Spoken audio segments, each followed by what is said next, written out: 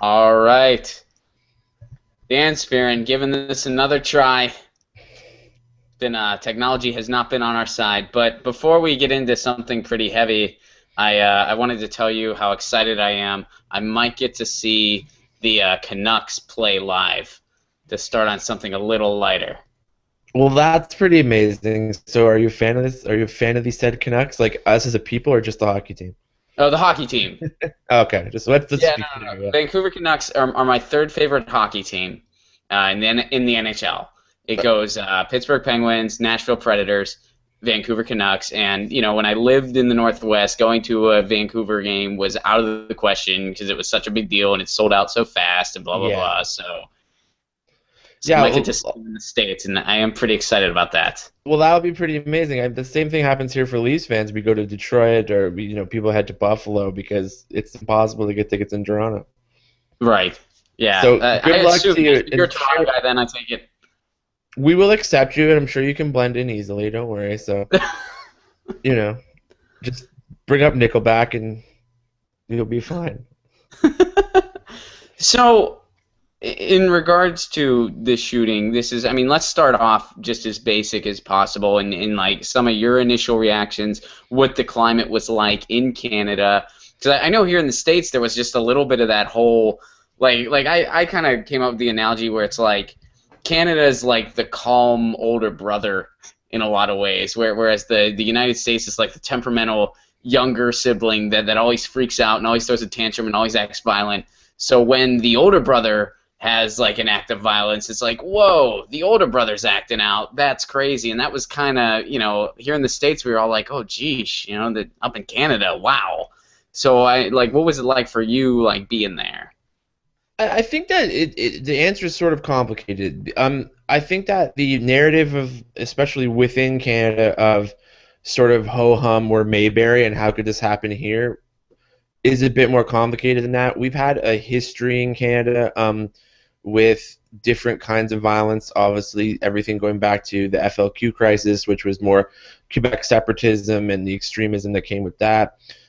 Is well going through to the Montreal Massacre, which became, actually headlines just recently because of the Anita Sarkeesian threats. So there's been these pockets in throughout Canadian history, in recent history, and just in June there was a mass shooter event in New Brunswick.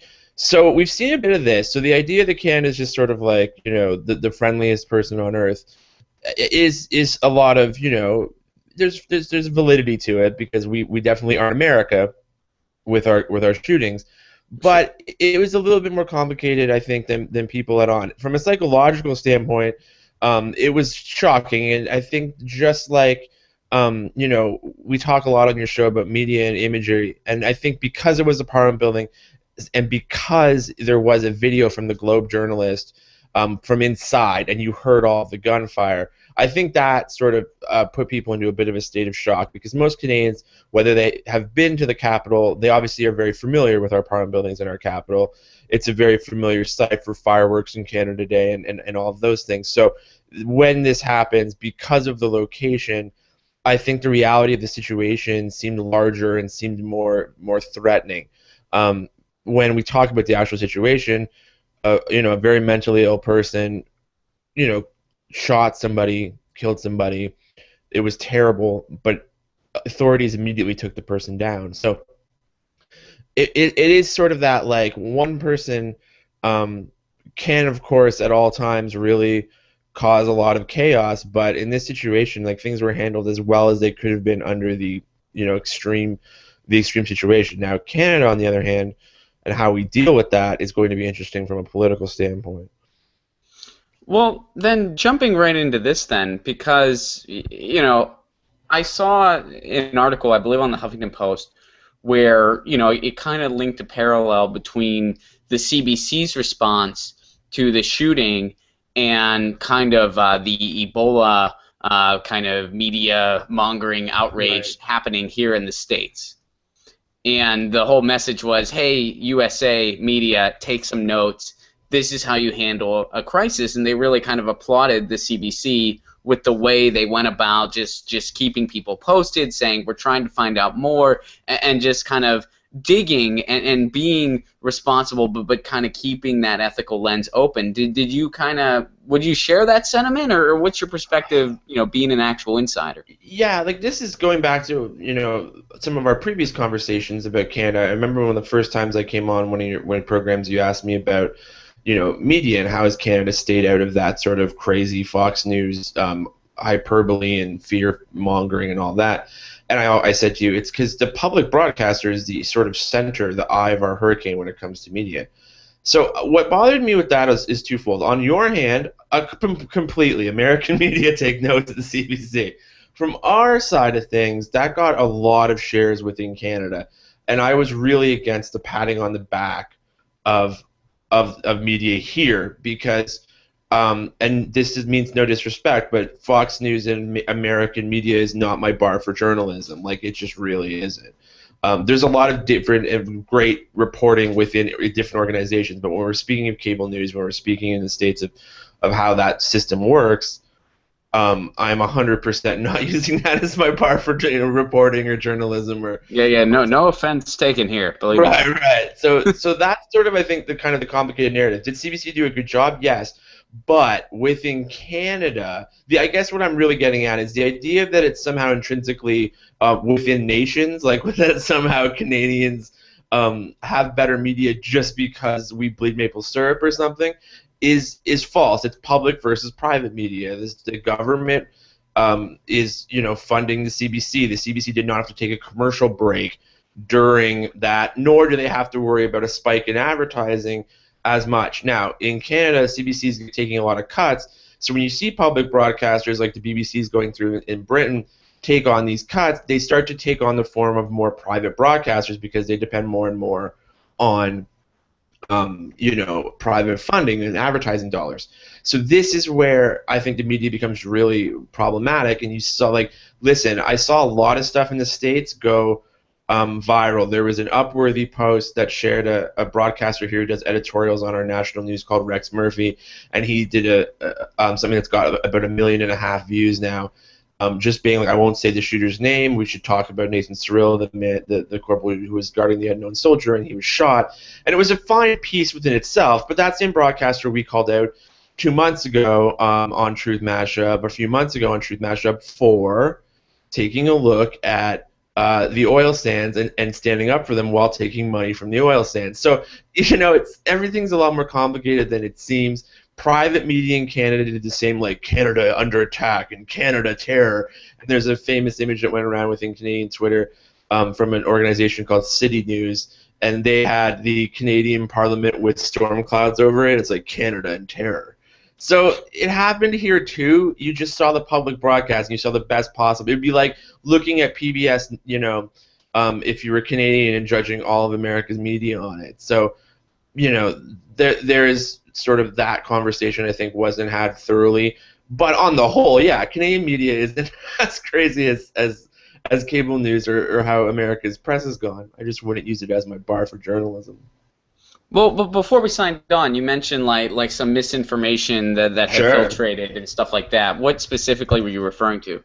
Well, there's a lot of stuff that happened that because of social media, and this is so bad on so many ways. One, because it causes panic in the moment. Two, it becomes fodder later on for the false flag, YouTubers of the world who want to explain to you how everything is an Alex Jones conspiracy. So it's bad on a whole lot of levels, and it's just because simply journalism is trying to, live report something. So, much like the Boston shooting, we had issues of, was there a second shooter? At one point, a news organization in Canada said there was maybe perhaps 5 shooters. Another organization, and most of the day, even the CBC, which was reporting on this and said, let's not, take this seriously, but there are a lot of reports saying that there was a second shooting in a mall downtown.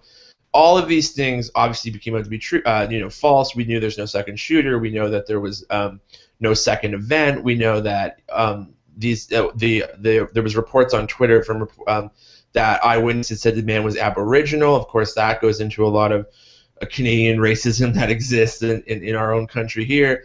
So all of these things, one by one, obviously ended up being proved false by the end of the day. But as I talked about this on my show, and I'm telling you, you have to wonder what would happen on when events like a 9/11, like a large event like that, is going to happen in the social media age, because you better hope that we have some sort of capacity to learn to behave ourselves properly, because it can go from zero to panicked. And especially in Canada, 2 days before there was another event in Quebec, and the Islam narrative, the idea of this is bigger, it's ISIL, it's, we're supporting that overseas right now. The attack in against ISIL, where we got on board with the Afghanistan war for 10 years, which is something that's out of, Canada hasn't been at war that long since, World War II. You have these sort of new things happening in Canadian culture because the Conservative government's been in power since 2006, and they also supported the war in Iraq, though they weren't in power at that point. So Canada didn't get involved. That party that was very vocal in saying that was the wrong choice. Obviously, a few years later, they backtracked on that and went, okay, maybe that wasn't the wrong choice. But these are the people in power now, and so it affects and kind of it reverberates throughout our culture. And so Russell Brand got a lot of ink here in Canada for his take on the events, and how Harper uses the language of of we will not be intimidated, and this is inspired by ISIL and all of that. So there's a lot to take in as Canadians, and I don't think we're not used to it. It's been just the last decade, when all of these things have sort of become a real sticking point in our culture. Well, is the motivator of this guy? I mean, because everything I've seen has hinted that the actual motivation that this guy had is still ambiguous at best. Like, we really don't know. I mean, there was that speculation he was looking for a passport and this and that, but it's all just kind of nothing's necessarily been concrete at all. I mean, have you seen anything that contradicts that, or is there anything in Canada that maybe there's a little bit more that's known at this time, or not? Listen, there's a couple of things that I think that's really hard to go with nuance here, and why this does need to be handled with nuance is because there's two thoughts at play that I think Canadians and North Americans in general have really hard time separating, and that is the following. So, for example, he was trying to. It seems by all accounts he was trying to get a passport. His father, by all accounts, as of right now, we seem to think has connections, being interested in the Libyan conflict himself.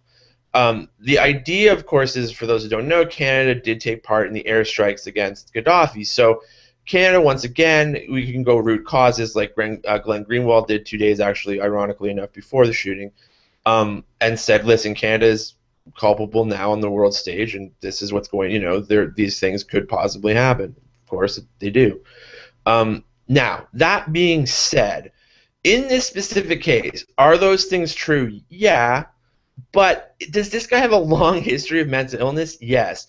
He was kicked out of a Vancouver mosque for being problematic as a person with mental illness.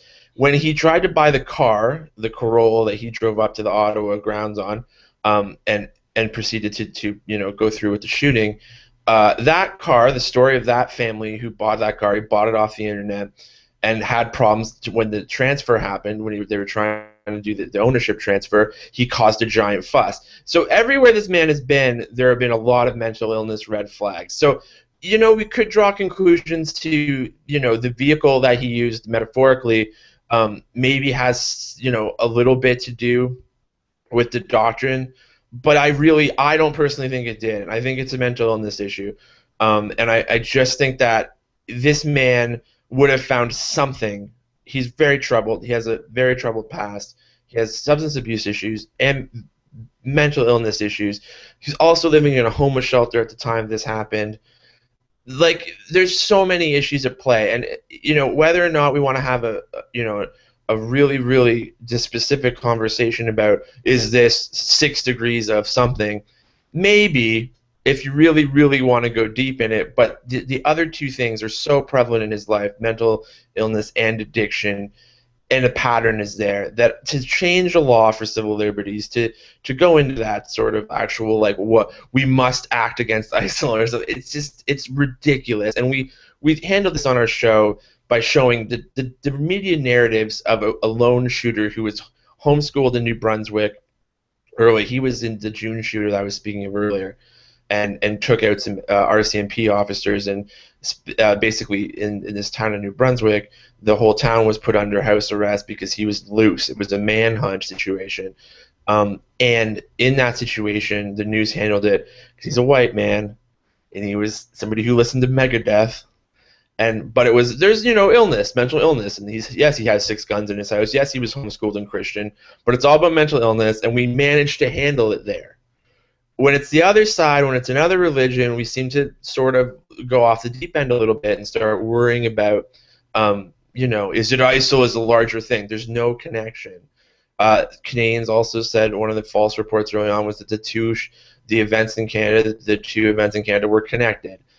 The government wants to spin it as they're both ISIL inspired, as if ISIL's a 70s band, right? Like it's just like it's that situation where the thin line is so silly to say like this is connected because somebody found something in this doctrine to feed their paranoia and mental illness, and so therefore we must act. And I think that's the real battle that Canada has to deal with.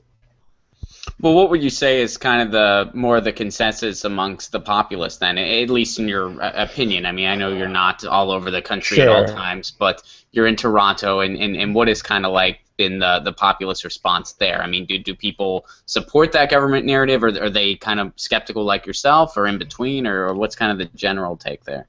It's really hard to say right now because we panicked badly on the day. Mm-hmm. The bar is always America here, just because you're our neighbor and that we consume so much of your press. So, judging us by the bar of America, we came out okay. Judging us by the bar of past Canadian, like recent history, I think there's some serious red flag signs of problematic, problem is in our culture. Couple of quick examples. So the big narrative of the week that was like everything's okay, we're Canadians, came from the situation that was going on in Cold Lake. So there was a mosque there that got spray painted, go home, all the usual crap. So what happened? Well, the community immediately all came out and painted new things on the mosque, got rid of the old things and painted like you are home, like this is our home, we're all together. So everybody kind of had a moment of like, yay. We argued that on our show of whether that's yes, I think that people should have done that, just the latter, but the fact that it happened in the first place and it seems to be happening more, that becomes the question, of course, in Canada of how much is this media, how much is this Twitter and us over amplifying certain voices that we didn't have access to, like racism squared now, right, because of social media and comment sections and etc. And how much of that is something that we all need to go, okay, no, this is a little bit of a change, and people are starting to get a little bit angry with the root causes of poverty and all these things. People are looking for excuses. Income inequality, jobs in Canada aren't going in the right direction, haven't been for a long time. We found out recently that the job numbers that the government's reporting are probably not accurate. It's actually worse than we think it is. You don't have to ask people on the street that, though. They know it's worse than the government says it is. And with all of those indicators come all the problems, of course, of it's somebody's fault. There must be someone to blame. And so I think there's a lot of problems in Canada. We're having a mayoral election up here in Toronto. You all know about Rob Ford and all of his problems that, but Toronto voted him in. And Toronto, at one point, would be considered the best example of multiculturalism, the best example, that would be argued amongst Canadians, but definitely the biggest example in Canada from a population standpoint. And we've had several Muslim counselors running people for school boards that have had hate mail and hate flyers put out against them this election cycle, which is happening today. There's always been a reaction to that, though, in a positive way. So I think Canada has to have the discussion, at the very least, Ron, that this is something that's popping its head up a lot more. There was some one news organization that models itself after Fox News, Sun News Network here in Canada, and they really stoked those paranoid fears, whether it's gun culture, wanting to replicate the NRA with the NFA here in Canada, whether it's these situations. Today there was a racist cartoon that was published in the Toronto Sun against the Chinese woman, Canadian woman, who from Chinese descent, who's running against Rob Ford, Olivia Chow. She's kind of dressed as Mao, and her husband was also a famous Canadian politician who died tragically of cancer. and they have her riding on his old suit as if Jeez. she's yeah. So there's a lot of conversations now that Canada deals with a lot of things. Canada's also dealing with multiculturalism separating itself from the cities. So it was in major hubs, and now as you know, the sons and daughters of the folks who came over now have the ability to get a foot up. They're deciding maybe I want to move to the suburbs too. Maybe I want to move outside of the major hubs. So the last 20 years, we're having white folks in very white communities all of a sudden have to deal with multiculturalism too. And so Canada's going through a real growing pains, I think, and I think you're going to see a lot more of these of problems come up in the culture. So did we get through this and not panic? Yeah. Did this government all along, who we all voted in, want all these security measures? Yes. It's not fair to say they're going to sneak things in because they've been trying to sneak things in the whole way. So the security measures people are worried about and sort of the internet spying that people are worried about because of this was tried to put in actually through cyberbullying laws in Canada. So there's government is doing very similar things that you've seen in the States government do when sort of tragedies happen, and people have to just get involved in democracy. I think that Canadians, if we were just speaking in generalities, reject things like that a lot easier than Americans do. We're not as steeped in fear your neighbor. Once Hmm. again, that has a lot to do with the CBC being the eye of the political, the eye of the storm in terms of media. But the conservative government is not a big fan of CBC. There's a board that outlays the CBC's guidelines and how things work and funding. The government in charge gets to pick the members of that board as they step down and things like that. And the conservatives now have basically the entire board. And more they have to go to private advertising for money. Hmm. So, I mean, for example, we started this conversation on hockey. CBC will no longer have hockey in a couple of years, which is like a complete cultural shift, which Oh might sound wow. funny to Americans, but yeah, the private broadcasters bought it out. So, it's a different country, and private versus public from the media hype standpoint, I think was really the narrative. And as I've said on your show before, that really was the key to things not flying off the handle. As I said, it's not America, but from comparing Canada to Canada of 20 years ago, there's a lot of questions. That's interesting. Yeah, no, I really appreciate that take because when I saw that article, I was like, well, I want to talk to Dan about this kind of directly and get kind of a firsthand account from someone who's, always peeking under that hood with your own show. So yeah, thanks for talking to me about this. Yeah, of course. And as I said, I think as Americans know and Canadians know, no matter what you see in a meme on the internet, probably good to take a look under the hood. Absolutely, man. All right, well, have a good one. Stay well, and happy election day to you. Thank you, and good luck to that Canucks game. So, as I said, just remember, Bieber and Nickelback, you'll be fine. Well, it's not until January, but I'll keep you posted. Okay, All right, man. Be well. you too.